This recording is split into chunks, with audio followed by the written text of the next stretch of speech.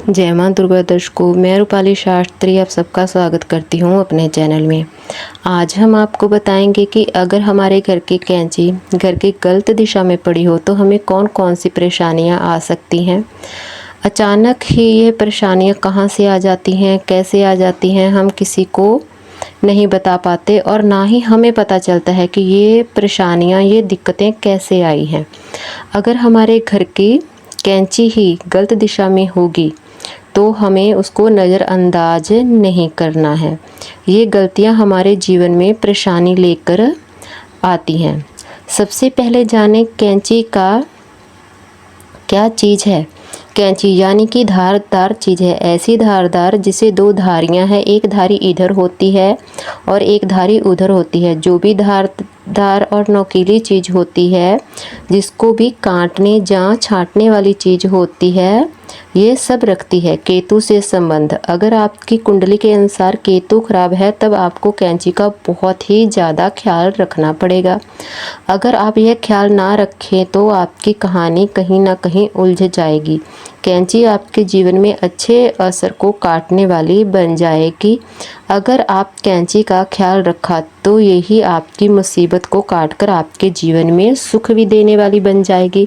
सबसे पहले कुछ नियम जान लेते हैं। कैंची को कैसे रखना है, कैंची को क्या करना है, हमें कैंची किसे कैसे दें, ये सबसे पहले आपको हम बताते हैं। अगर आप किसी को देते हैं तो सबसे पहले तो आपने कभी भी कैंची को किसी को हाथ में नहीं देनी है, आप रख दीजिए। अगर किसी कारणवश आपको हाथ में देनी भी पड़ जाए तो हमेशा नोकीले सिरे को अपने हाथ में पकड़िए और बिना नोकीला सिरा उसके हाथ में दीजिए। पहला कोशिश यही कीजिए कि आपको किसी को भी कैंची हाथ में ना देनी पड़े। इससे आपके केतु को आप अपने ही हाथ में दे रहे हैं। आपकी कैंची है, आपका केतु है। केतु जीवन में सुख दुख का अभाव लेकर आता है, मगर सबसे ज़्यादा अभाव केतु सुख का लेकर आता है। अगर हम कैंची किसी को हाथ में देते हैं तो समझिए कि हम अपना सुख किसी को दे रहे हैं। जीवन में अपने साथ अंत तक चलने वाला यह ग्रह होता है जो शक्ति का प्रतीक होता है, जो हमेशा ही हमारे जीवन में सुख सुविधा की बातें लेकर आता है। अगर हम ये कैंची किसी को हाथ में दे देते हैं तो समझ लीजिए कि हमने अपना केतु खराब कर लिया है। व्यक्ति के जीवन में दुख आने शुरू हो जाएंगे। दुख हमेशा ही आपको हाय की प्रवृत्ति में ही मिलने शुरू हो जाएंगे। इसलिए सबसे पहले आप अपने केतु को संभाल लीजिए, मतलब कि आप अपनी कैंची को किसी को भी हाथ में ना दें अगर आपको कभी देनी पड़ जाए। आपको अपने घर में जंग लगी कैंची भी बिल्कुल नहीं रखनी चाहिए। अगर आपके घर की कैंची खराब हो गई है तो आप समझ लीजिए कि यह आपके लिए खतरे की घंटी है। या आप कैंची को इस्तेमाल नहीं करते, उसको जंग लगी हुई है, वो अच्छे से नहीं चल रही है, आप कैंची का उपयोग नहीं कर रहे, किधर इधर उधर कहीं भी रख देते हैं, तो समझ लीजिए ये कैंची ही आपके लिए बहुत बड़ा खतरा है और खतरे की घंटी है। जो हजारों उपाय आप कर लेंगे अपने जीवन में, उनका कोई भी आपको फ़ायदा नहीं होगा, क्योंकि अगर आपके घर में जो कैंची है वो गलत दिशा में पड़ी है और आप उसी की वजह से सभी परेशानियां झेलते हैं। शायद आपको यह बात नहीं मालूम होगी कि कैंची को तंत्र मंत्र विद्या में भी इस्तेमाल किया जाता है।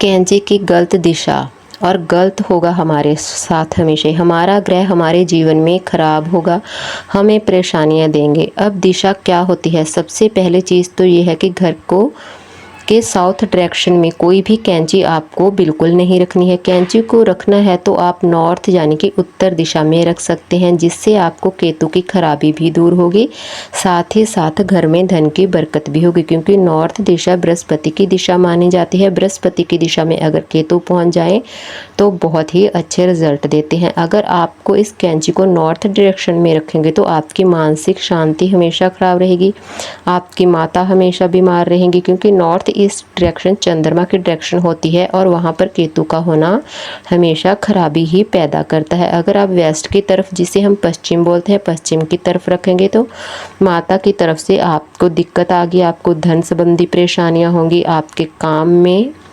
रुकावटें होंगी। गुंडी कुंडली का 11वां घर माना जाता है। आइए अब घर कहाँ होता है। यहाँ पर केतु का होना चंद्रमा को खराब करता है। चंद्रमा की खराबी होने से आपकी इनकम और स्वास्थ्य और मेंटली हेल्थ पर बहुत बड़ा ही प्रभाव पड़ता है। आपको नींद नहीं आती है, आपको मानसिक उलझनें उलझाए रखती हैं, आप पे कर्ज बढ़ जाता है, आपको धन की समस्या लगातार ही बनी रहती है।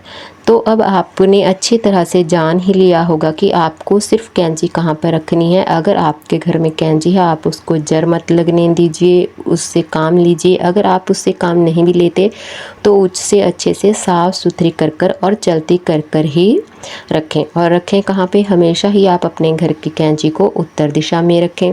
और सबसे ज़रूरी बात है कि आपको अपने घर की कैंची किसी को हाथ में नहीं देनी है। पहली बात तो आप अपने घर की कैंची कभी किसी को ना दें। अगर किसी कारणवश आपको देनी भी पड़ जाए तो घर की कैंची की जो नुकीली चीज़ है उसको आप अपनी तरफ रखें और हाथ दूसरी तरफ रखकर किसी को भी दें।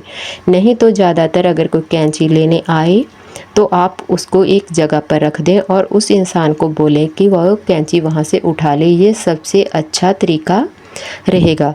तो मैं उम्मीद करती हूँ कि आपने यह सारी जानकारी अच्छे से समझ ली होगी। आपको हमारी जानकारी कैसी लगी हमें कमेंट कर ज़रूर बताएं। जिन लोगों ने अभी तक हमारा चैनल सब्सक्राइब नहीं किया, कृपया वो चैनल को सब्सक्राइब करें, लाइक करें, कमेंट करें और शेयर भी ज़रूर कर लें। जय माँ दुर्गा।